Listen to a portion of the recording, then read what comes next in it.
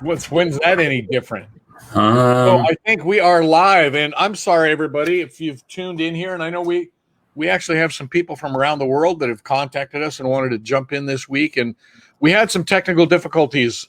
Our subject matter expert, Shelley Renault, couldn't get into StreamYard for some reason. So we will reschedule her for next week, and we'll do a couple of trial runs and see if we can figure out what happened there. But in the meantime, Brad just said, we're going to have to wing it. And I said, how's that different from what we do most of the time? We are a streaming consciousness, or what's that term? Anyway, we're winging it. So, we've got a lot of really exciting and amazing things going on in this world. Starting with the fact that Brad and I got up this morning. We're on the west coast of the United States, and it had rained overnight, and we can actually breathe, right? Yeah, I did an Instagram post. I'm jumping on Instagram now after watching Jeunesse Expo, and I'm actually signed up. I should have had that information. There's an awesome. Let me take one thing at a time here. I'm going 3 different directions, Val. Now you got me really. I'll let you.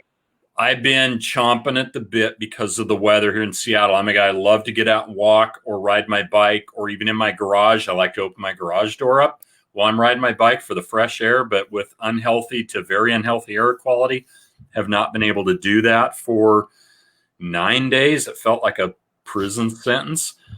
So when I saw the weather last night, it wasn't supposed to clear up till Sunday, they said, but I'm watching the AIQ, and I'm looking at the map last night after the rain. We got some rain, which was good. All of a sudden it's saying, hey, you're healthy air quality in Seattle. I'm like, okay, I'm going out for a walk. And then all of a sudden, had forgot they said thunder showers. Literally, the thunder started to roll. And I said, I'm going to go. It's only thunder, not lightning. Well, lo and behold, I did about a 2-mile walk, and yeah, a little bit, some thunder, a little bit of lightning flashes. I figure if I get hit by lightning, I'm not really going to know it. So living on the edge, man, but I was excited to get back out and walk. So got my window open in the office here this morning. I slept with my window open last night too. So it's like, wow, you're walking on the wild side. Man, I'm just so glad to have fresh air, Val. I felt literally like I've been locked in a prison and I can't get out because I can't do the normal stuff I do. So the little things that we take for granted, like a week and a half ago, no electricity, then poor, really bad air quality. We didn't have as bad as someplace, Val. You can talk about Bend, Oregon, but we were up to about 243 here. We're close enough to the water, so it's usually a little better than inland, but being at my age, my underlying conditions, my better sense, and my wife said, don't go outside. So I'm stuck inside, or was. So thankful that things have cleared up and opened up, and here we are. Yeah, it was really bad here. Just so everybody knows, I go out on my deck in my backyard and I'd look in. I couldn't see trees 4 blocks away. It was like fog. Well, Bend, Oregon, I was talking to a guy down there, Gene Trahern, who's an engineer that in that area that I do some consulting work with. He told me our air quality index was 240 something, like so it was just under 250. His was like 536. So twice as many air particles, if I understand that right. That's not my subject matter expertise, but apparently twice as bad as it was here. And he said if you took your dog for a walk, you came in, your clothes smelled like you'd been sitting in front of a fire pit roasting hot dogs or something. So, and that's bad because that's like hazardous air quality. You should not be out in that. I guess if you got to take your dog out, but I'm like, yuck. And that some of that does get inside. We could smell a little bit of smoke in here because you do have vents and stuff, but so glad to have actual breathable, excellent air quality this morning. We're AIQ this morning. I checked was 16 here. So, so it's way like it dropped. I double checked. I said, whoa, this guy's going out for a walk again today. I'm like excited. So, well, it's still kind of rainy, drizzly here, so I can't really see much of a difference because what was smoke now, and it's early in the morning here too. It's only yeah. it's only 8 o'clock, so it's just we're just kind of getting daylight here. Mm-hmm. So you've been diving into Instagram a little bit, huh? And I have to admit that that's a platform that I will be getting much more involved in than I have been. I've got an account, I just don't really use it much. Tell me what you think there.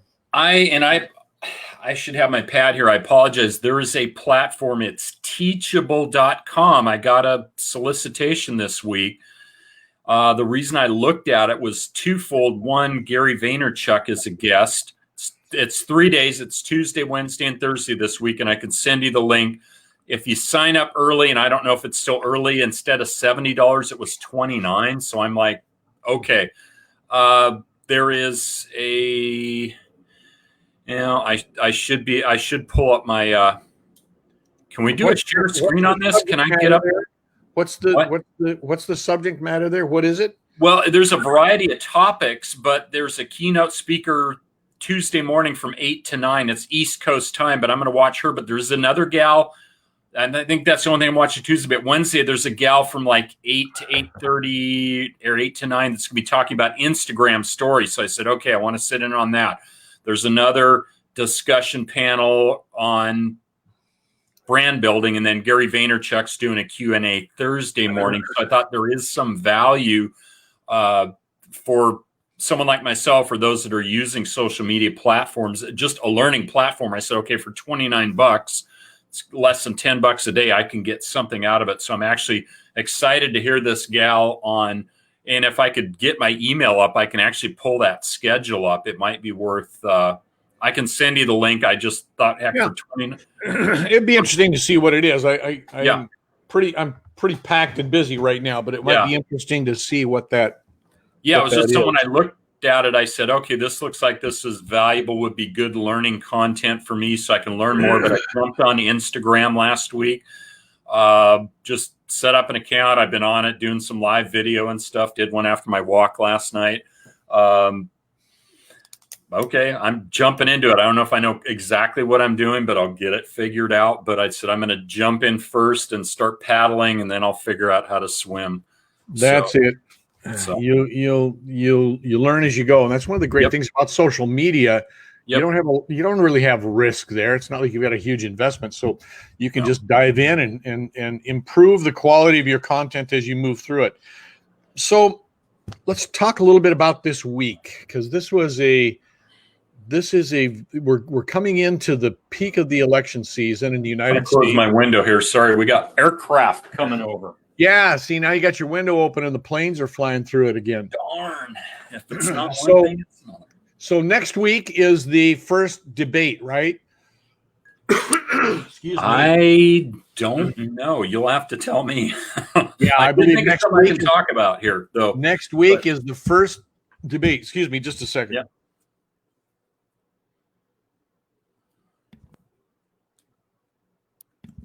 Still working on that air quality, I guess. So next week is the first debate, and the biggest debate, I think, is whether Despacito Joe is going to show up. Is Joe Rogan going to be the moderator? No, it's Chris Wallace, who I'm kind of like, okay. I can go either way on Chris Wallace. Corporate media guy, but but I think at least I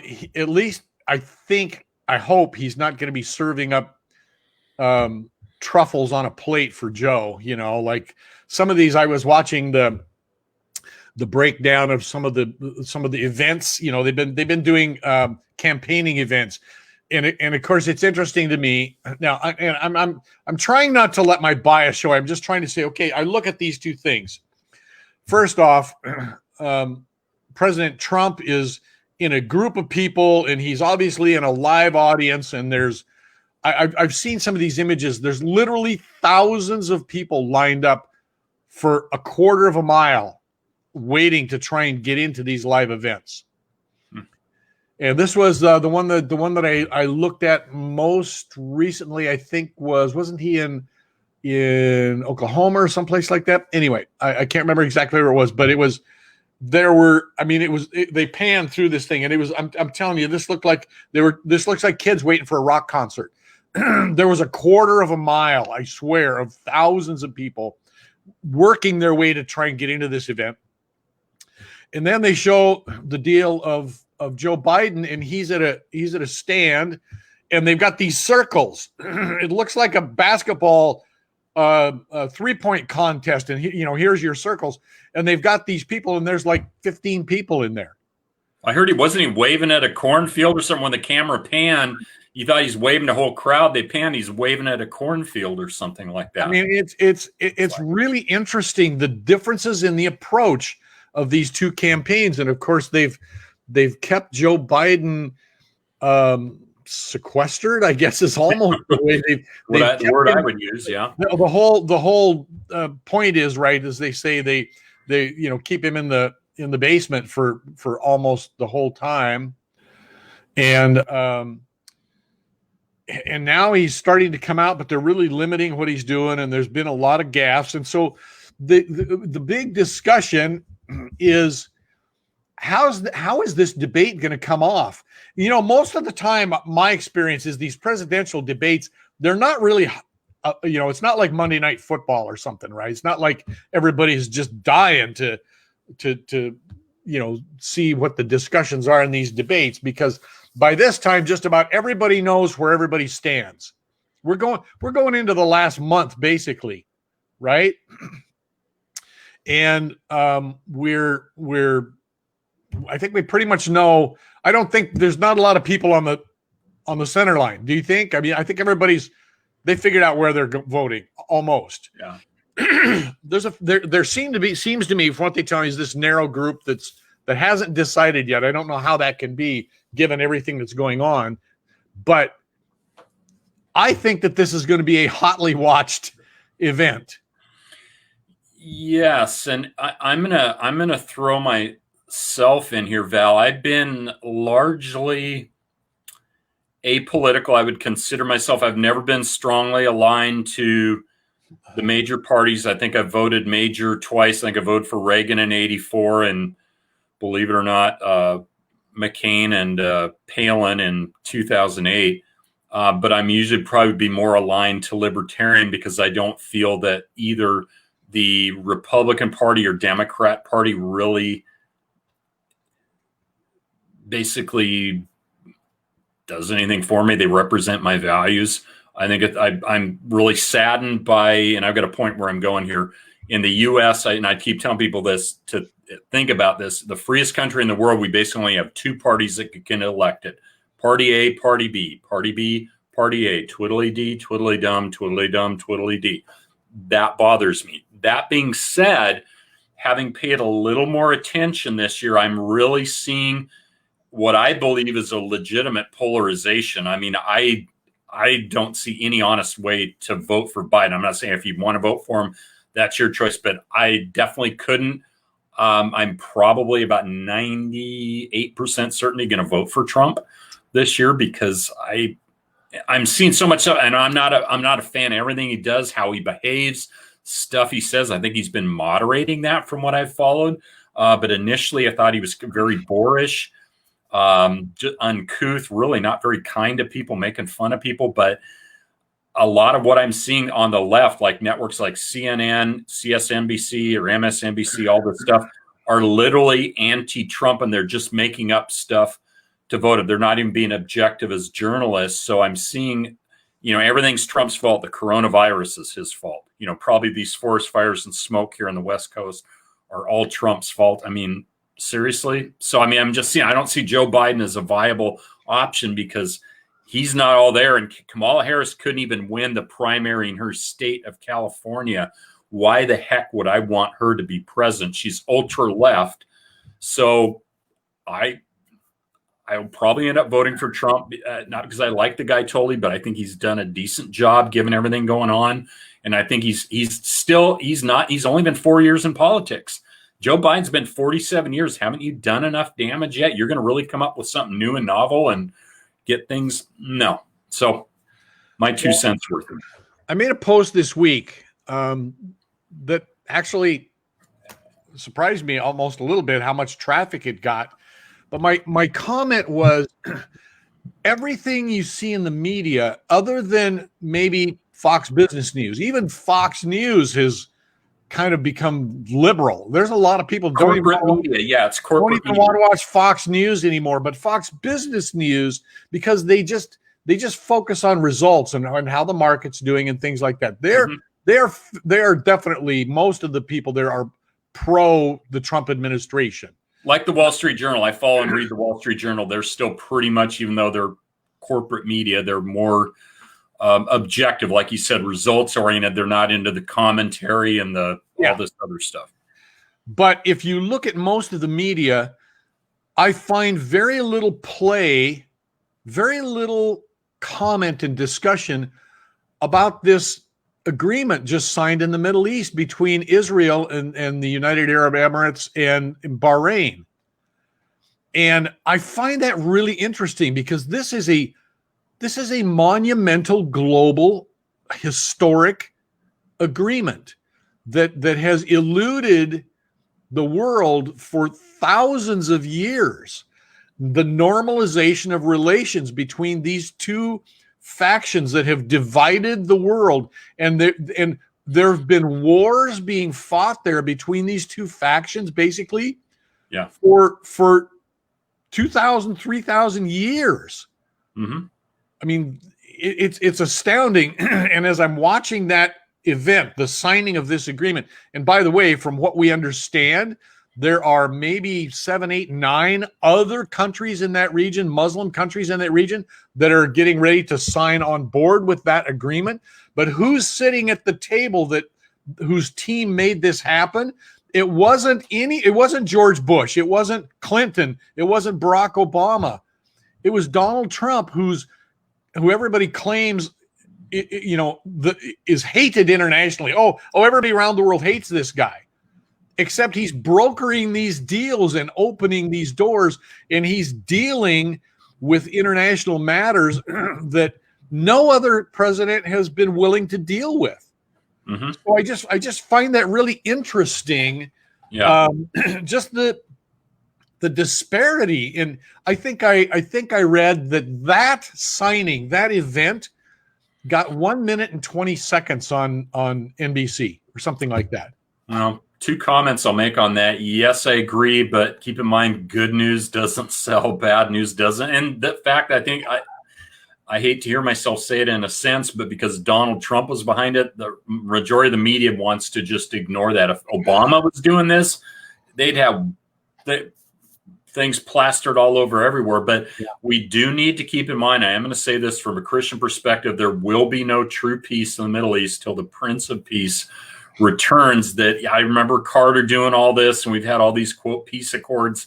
The Middle East is a hot spot, and it will always remain a hot spot. Well, I realize that. I know what you're saying, but at the same point in time, to have a major Arab Muslim faction deciding to normalize relationships, I got to go with it being a good thing for now. Of course, and in large part because what they're doing is isolating Iran.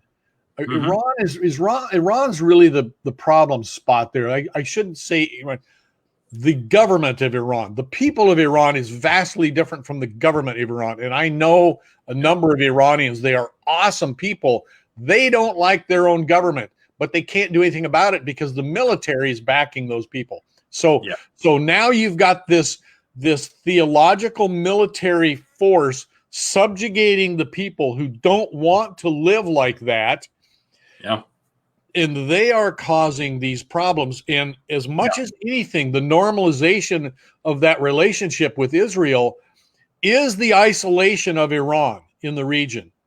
Mm-hmm. And that's not really surprising because they are two dramatically different groups of Muslims. I mean, it's the Catholic Protestant thing if you want to go there, right? Right. So I find this so interesting going into this election. I I watched, I think it was Alan Dershowitz, I'm not sure, but somebody arguing the other day that he didn't think that this was the most important election in history, and he referenced an election of 1812 or something like that. And I've got to say that you only can truly make that claim by looking backwards, right? But I do think personally that 100 years from now, we're going to look backwards at this election, however it goes, and we are going to say this is one of the 2 or 3 most important elections in the history of this country. Yeah. I don't see any way that cannot be because of the polarization, the whole COVID event, the whole racial situation, what's going on in the cities. Yeah. And now you have coming into the last month, 40 days, something like that, I think now, up to the election, and you have a Supreme Court justice that died yesterday. Ruth Bader Ginsburg died. She was a polarizing influence on the court. This is not a unifier. In my opinion, Paul Carpenter, who we had on our show a couple of weeks ago, may or may not disagree with that. I haven't had a chance to really talk to Paul much about it. He's a retired lawyer who's pretty vocal on social media about these things. But she always was a crusader, and especially for women's rights and gender equality. And I salute her for that. But on the other hand, she was a liberal who did not like the Constitution of the United States. She did not believe that this was a good document. She spoke about that many times. Wished that we had a document a more global document, something like that. So in those veins, I do disagree with her. I disagree with what she was. But now, I mean, I don't think the announcement had been out an hour, and the radical terrorist groups in the United States were coming forth saying that if the president nominated a replacement for her, they were going to, quote unquote, burn it down. They're going to burn it down. And I thought, what a world we live in, what a nation we live in now, where this is no longer about a debate. It's no longer about law. It's no longer about a process of governing ourselves as a free and deliberate people. This is about terror and coercion and assault. Yeah, I think the scary thing about this, Val, and we've been headed this direction for years, is you use the right word, debate, or I even like to maybe call it discussion. You can't have a discussion anymore, because if I disagree with you, and this whole cancel culture thing is, which I'm still trying to wrap my head around. We've had so much new verbiage thrown out this year. I'm still trying to figure out, okay, what does this mean? But basically, I can't tolerate your opinion. So you're wrong, so we can't discuss it. But now we've gone to the point where I not only can I not tolerate your opinion, I'm going to burn down your house or business or anything else associated with you because I disagree. I don't like you. So we have no discussion or debate. We just have, I'm going to set fire to your property or even kill you because I disagree with you. So we've thrown out the rule of law, and we've thrown out any type of healthy discussion and debate. And the sad thing is, I think a lot of these people are ignorant of the roots. When I hear, I don't want to go off on this, but the NFL and some of these, even watching college football last night, these people are just touting Black Lives Matter like it's the ultimate. I gotta say, guys, that is a Marxist-led organization, and it's no good. It's not the part of the solution; it's part of the problem. And of course, the issue with that is that this Marxist revolutionary group, which is actively plotting to overthrow the government of the United States, that's their stated goal, is to overthrow society. Mm-hmm. They've co-opted a message, and they're using that as camouflage to operate behind. And it's very crafty. Marxists, this is what Marxists do. They're very smart about this. They're going to come out and they're going to pick a name like people that love puppy dogs. And then in the background, they're going to be burning buildings. And if you say anything against them, it's because, what's wrong with you? Why do you hate puppy dogs? Yeah. You know, and they're very, very good about that kind of subterfuge. Well, they've had over 100 years of practice, going all the way back to Lenin and the Bolshevik Revolution of 1917 when he took over, and he wrote a book in, I believe it was 1902 or 1903, What is to be Done? Well, he put his plan into action and overthrew the Russian government, and the Bolsheviks took over, and there's been so much murder in Russia and communist China this last century, and probably even still. It's crazy. You eliminate your, whether legitimate or perceived opposition. Anybody who's not like you, you kill them. Or if you suspect them, like Stalin, he got rid of Beria as the head of the NKVD because he thought he might be after him. Stalin was a really paranoid guy. Interesting reading about him. Very paranoid. He had somebody tasting his food, literally. You know, if it was poison, that guy's going to die. But just, you can't trust anybody. So you get rid of, if I have any question about you, Val, I'm gonna get rid of you because you might be against me. I'd be dead in a heartbeat, wouldn't I? A lot of people would want to get rid of me. You know, it's such an interesting time, such an interesting conversation. The way these groups have all figured out how to use the media, how to use the internet, how to hide behind imagery, how to create a facade that makes it very difficult. First off, to create a facade that so many other people will promote. NFL, we have sports, or just what was so nice. Watching the Tour de France, I don't have all the nonsensical BLM, but baseball, I'm not a baseball fan, but I don't even want to watch that sport. I just got the Black Lives Matter League. The NFL is going that direction. They found out the Kansas City opener game that they did the unity thing. I couldn't even watch it. The fans booed them, and the media was pretty silent about it. But guess why? People don't want to have political agendas forced on them, and that's the NFL. I'm sad to say even ESPN, these sports networks, are just helping prop up and push this mantra, and I'm sick of it. I'm sick of it. I really am. One of the things that bothers people so much about this is the conflict. It's so disingenuous. On one hand, a year ago, we had this big debate about women being able to step up and say, I'm being abused. The Me Too culture. You have to give women credibility, at least give them a platform that's safe for them to be able to step up and say, wait a minute, there's something going on here that's not right. Okay.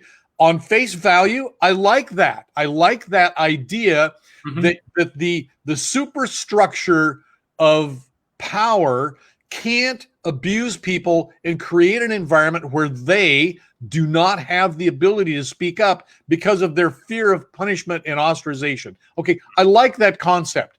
Now, 1 year later, we literally have sports athletes with the names of rapists on their helmets because this person or these career criminals have become the poster children for a movement. Yeah. And any event, any situation involving certain criteria becomes the excuse, that becomes the rationale for violence. And yet in virtually every situation, there's a couple that are kind of questionable. I don't want to get into all the specifics, but in almost all of these situations, some event happens, some situation. It involves A and it involves B. Oh, we burn a city down. 4 days later, the body cams from the police officers come out and find out the situation was nothing like what it was portrayed to be. Regardless of that, they shouldn't be burning the cities down. And they're using this as their justification that this is why we need to burn the cities, is because they're not listening to us. And it's like, It wasn't even the situation. And no, there's so much misinformation. That whole thing, I didn't follow a lot of it, but I followed enough. In Kenosha, the police were after this guy legitimate. They shot him. They did not kill him. Yet that's just a spark, and ignites all kinds of.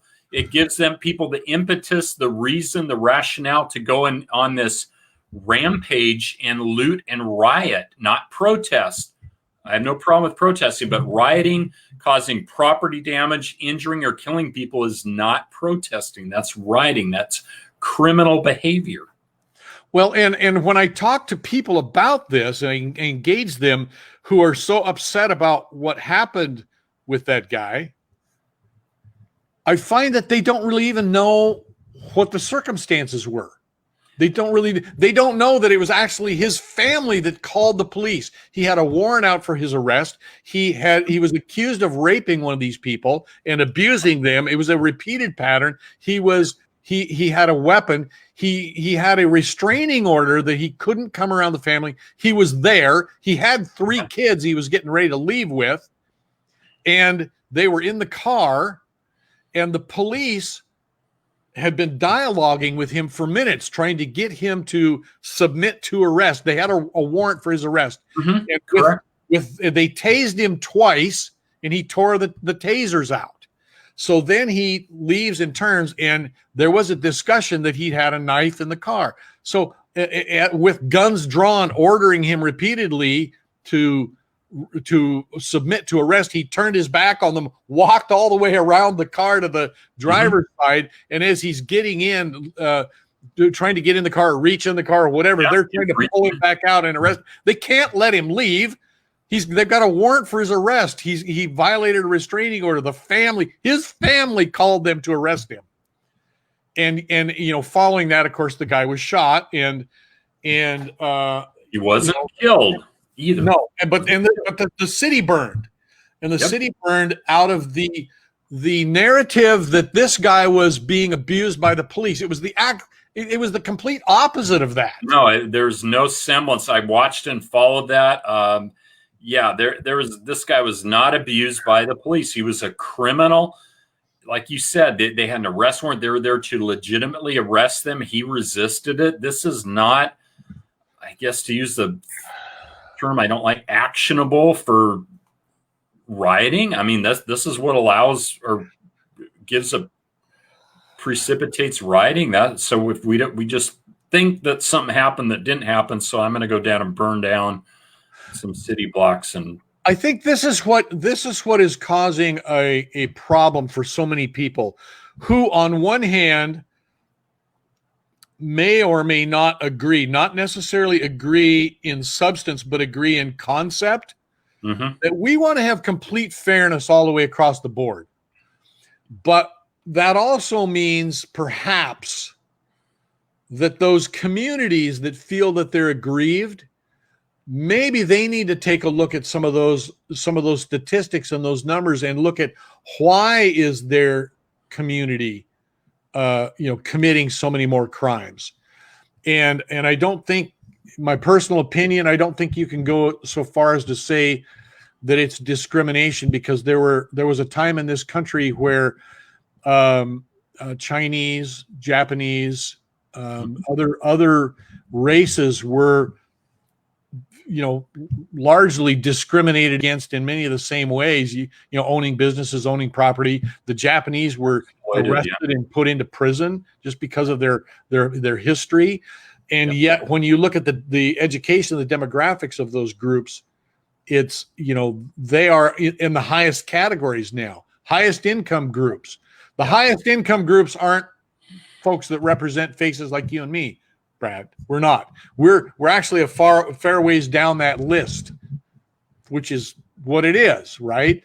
So it's hard for me to talk about seriously white privilege when we aren't even at the top of those demographic groups. I mean, I'm not really seeing what that is, and I know everybody might have arguments about that, but again, my point is, all of those arguments are proper for deliberation. These are things we can debate and talk about. Okay. We should, we will. But that is not saying that it is a legitimate thing to go down and burn down a building. What does that have to do with a liquor store? One of the first, again, one of the first targets in all of these situations is always a liquor store. Free booze. What does that have to do with helping?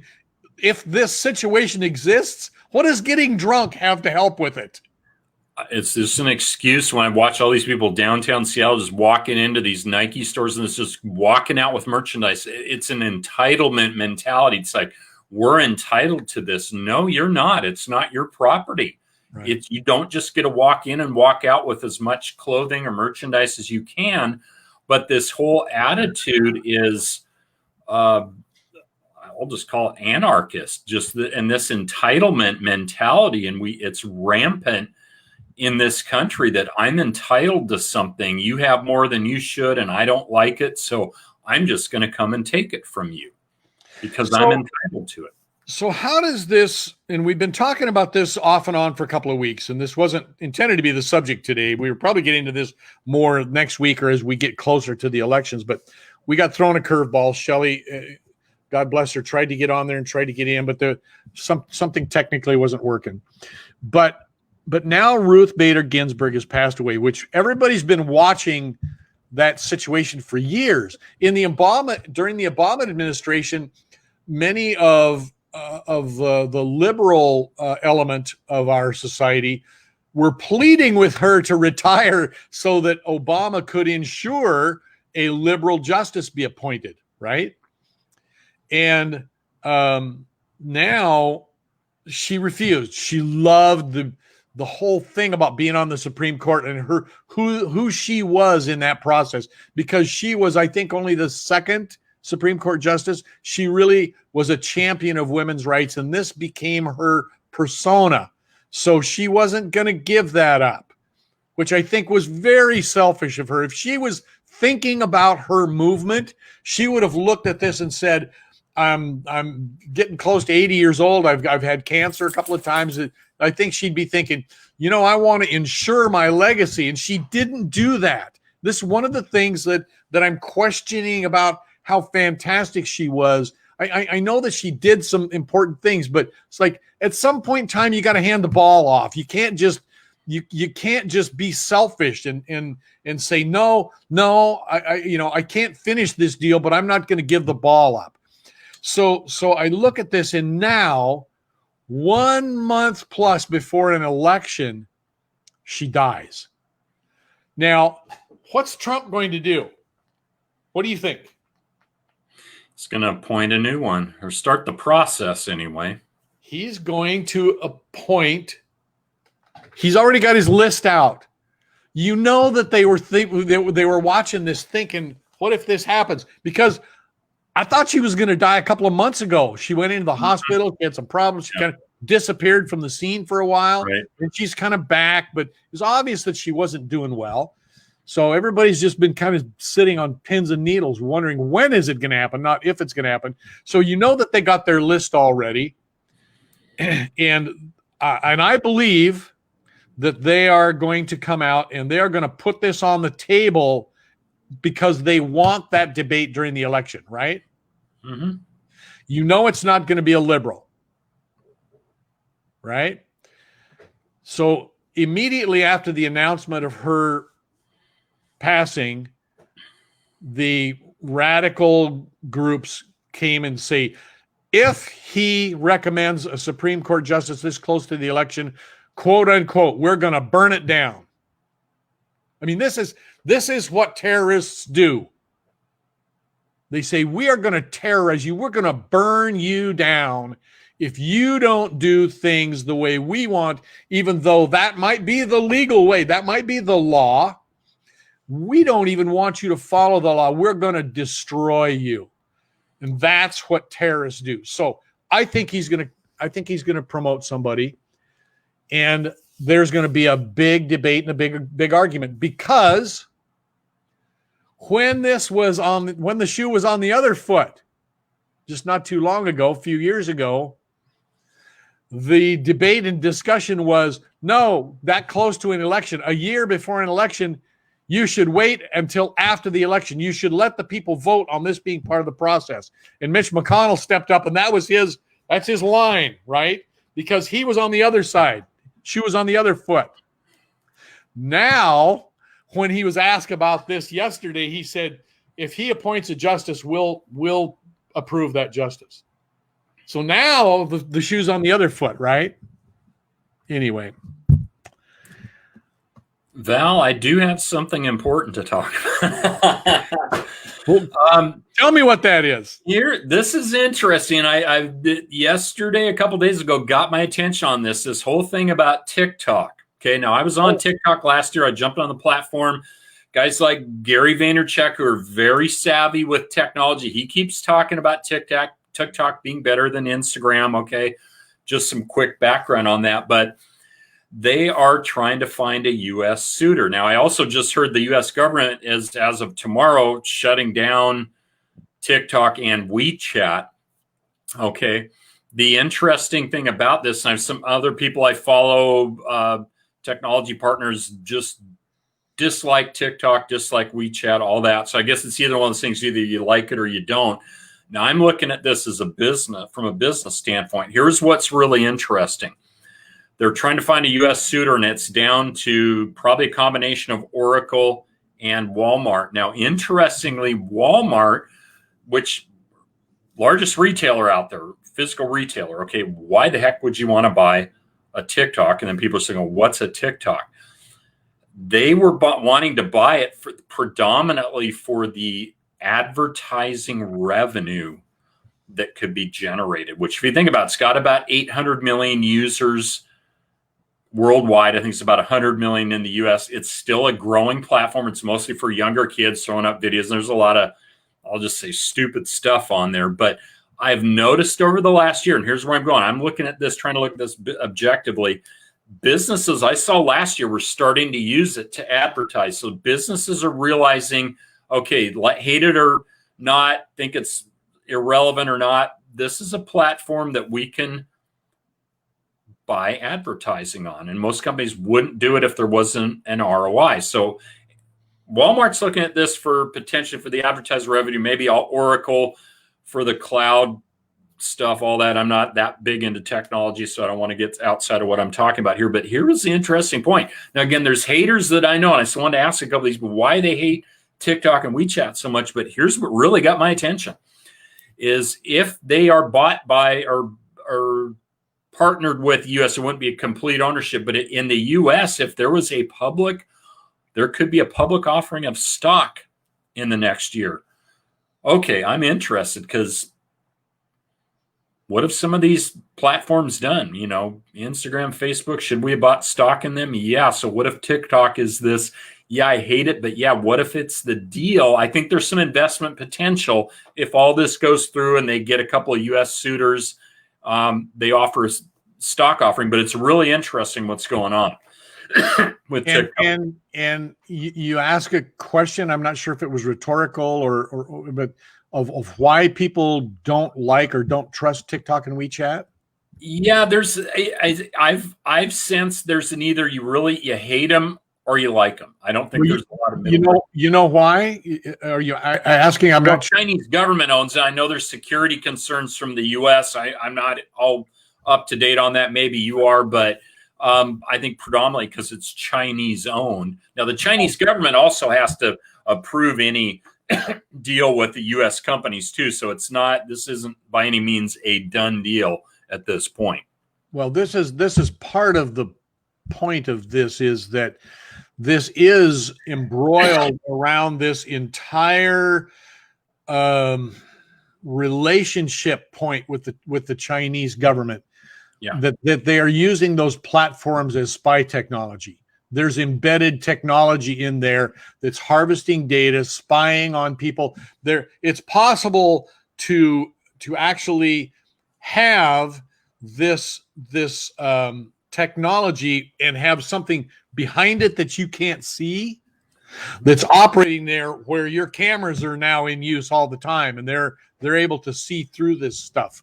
to use your devices so that you may think it's off, but it's embedded in your device and it's streaming, and they're gathering data. And the concern about this, one of the things I should say that's a big concern about this, is that the Chinese government is creating a social scorecard on people. And those social scorecards are going to influence whether you can get a job, whether you can travel, whether you can whatever. And if you don't, remember what we were talking about Stalin and Lenin, if you don't conform to their profile, if you don't fit into their box, you don't get to fly, you don't get to work, you don't get to do whatever. And it's the use of these technologies that were specifically developed, and they are owned by the military, owned or controlled by the military. Yeah. All these business things, all this stuff in China basically is owned by the military. Yeah. Welcome back to totalitarian regimes. I get all that. I guess I'm thinking if we could get beyond that, the security concerns are addressed, not an issue. I'm just looking as a business platform, because I don't, just like we talked last week with Jewel Book, Val, we don't have, all the social media platforms aren't out yet. Nobody's cornered the market. So I just find it interesting if a couple of U.S. companies do get involved, they get security concerns involved, and maybe the public offering. I mean, this thing could grow pretty big. There's a potential for it. Yeah, I think it's really obvious that part of what we're seeing here is the interest in shortened technologies. There are competitors, by the way, to Snapchat, to TikTok. There's a couple of new competitors out there. The benefit of this is it's easier on the data plans of people. And mm-hmm. We were laughing about 800 million users. Well, 790 million of them are 14-year-old girls doing dances. And I say that with all love in my heart, because my girls are all doing TikTok dances, and I love it. It's like, come on, girls, have some fun. But it's easy on data, and they're shortened messages. I think TikTok's 10 seconds or something like that, right? Well, you can go 15 and I think up to 30 seconds. I haven't been on it for about a year. But when I see guys like Gary Vaynerchuk, who's very savvy, and he's talking about it, he's promoting, I'm going, okay, I think he sees some stuff that a lot of people don't. But the fact that companies are spending money to advertise on there tells me something too. So I'm just saying, I'm paying attention to it, going, yes, okay, let's see what happens here. So don't write it off. I know there's the security stuff there, but people are watching it. It may be more viable in the future than we're allowing it to be. So, well, no, I completely agree with that. In fact, I just had I was on a board of directors meeting this morning at the crack of dawn here, and online virtual board of directors meeting, and talking about that some huge money is being paid for platforms that on the surface you kind of scratch your head and you think, why would they pay $8 billion for that or whatever, but they want the users, they want the numbers of users, and there seems to me to be a pattern to this. Mm-hmm. They are buying up social media platforms that are active in those markets that you and I have been talking about for more than a year, that are the developing markets in the world. They're buying access into Africa and India. Yep. They are buying access into the demographic of younger people, knowing full well that for the next 10 years, if that platform remains the platform of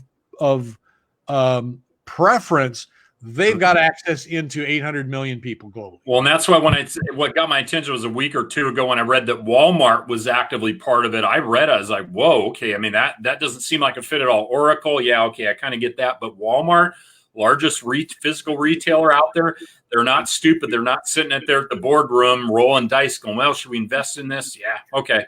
there's reasons, but just like you're saying, Val, and we've talked about the emerging markets, Africa is huge. That's going to be a huge emerging market or growing market in the next 10 years. So these companies are realizing, and this gets back into vision and foresight, is they're looking, where could this go? Where could this lead? So that's what I'm saying. When you see companies like Walmart and Oracle getting into the mix for this, it's getting my attention, because I'm going, okay, they're seeing something here. There's some potential. So if I'm looking at this, I've got a little familiarity with the platform, and other guys like Gary Vaynerchuk are promoting, I'm going, okay, we should be keeping our eyes on it. Well, and another thing that that we're seeing here that does influence this to some degree is Walmart was a big COVID winner. They performed very, very well through this period of time. As did most grocers. Surprisingly, I mean, the grocery industry did really well. People are staying home. They're not going out to eat. So that means they're buying more groceries, taking it home, doing more home cooking. Amazon too. Amazon's done very well. Yes, obviously. Walmart being really having catered to a lot of the needs of that lockdown community, if you want to call it that. So they are pushing their technology edge.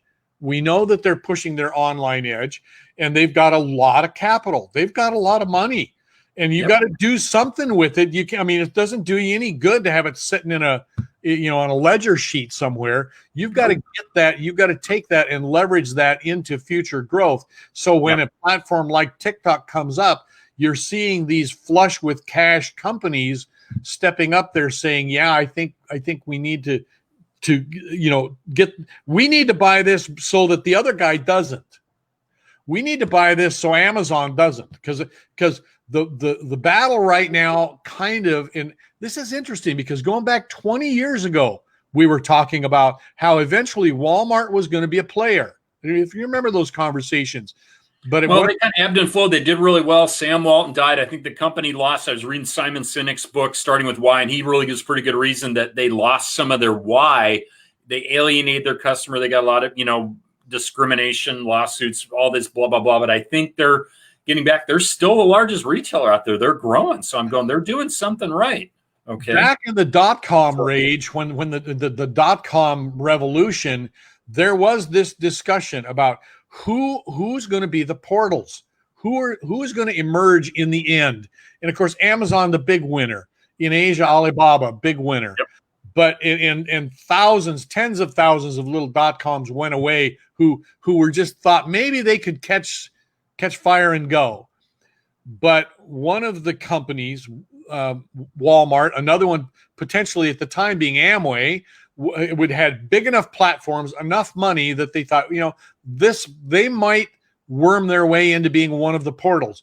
Amway didn't, for whatever reasons, but Walmart has stayed in that game. I agree. Maybe during that initial push, they weren't as prominent, but now they have really come to the front with all of their online sales, because Walmart was out on the left-hand side. Amazon was out the right-hand side.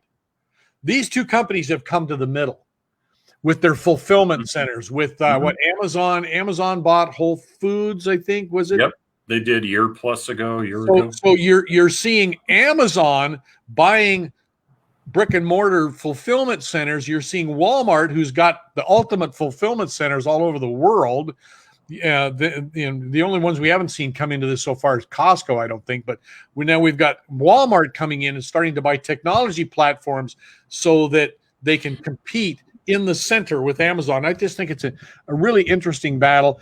2021 is forming up to be a dynamic year.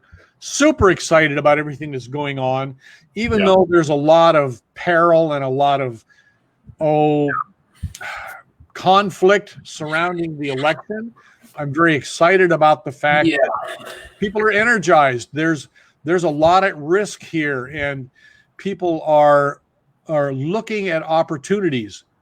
There are a lot of opportunities, and we're excited about that. Well, I'm going to stay in touch on this TikTok thing because it's got my interest, and I'm going, okay, I want to follow up. So when we're done here, let's stand. I want to chat with you for a couple minutes if we could. Okay, and so Brad, you're the TikTok correspondent. Then you can report back on that. I'm going to keep up on it because it got, when I saw the public offering, I'm going, man, I didn't buy Amazon, I didn't buy Facebook, I didn't buy Starbucks, and I know 1 out of 10, you know, it may not, but there's some potential there. If Walmart's looking at it and all this, I'm going, okay, there's. You know, the Saturday morning show is a place where we talk about hard subjects sometimes and sometimes controversial. And something just occurred to me that maybe we can dive into another couple of social subjects and have some other people in to create a panel to discuss about those things in the coming weeks. And you and I can talk about that, because getting closer to the election, there's going to be more riots, there's going to be more violence, there's going to be more upheaval, there's going to be some fun debates. There's a lot we can do on the Saturday morning show, folks, and I'm really excited about that, because this is my favorite time of the week. Brad, thank you so much. I'm going to go ahead and end the broadcast, and then you and I can do some planning and figure out what we're doing. Okay. All right. See you guys later. Thank you so much. Love you all. Thanks for tuning in, man. Bye-bye.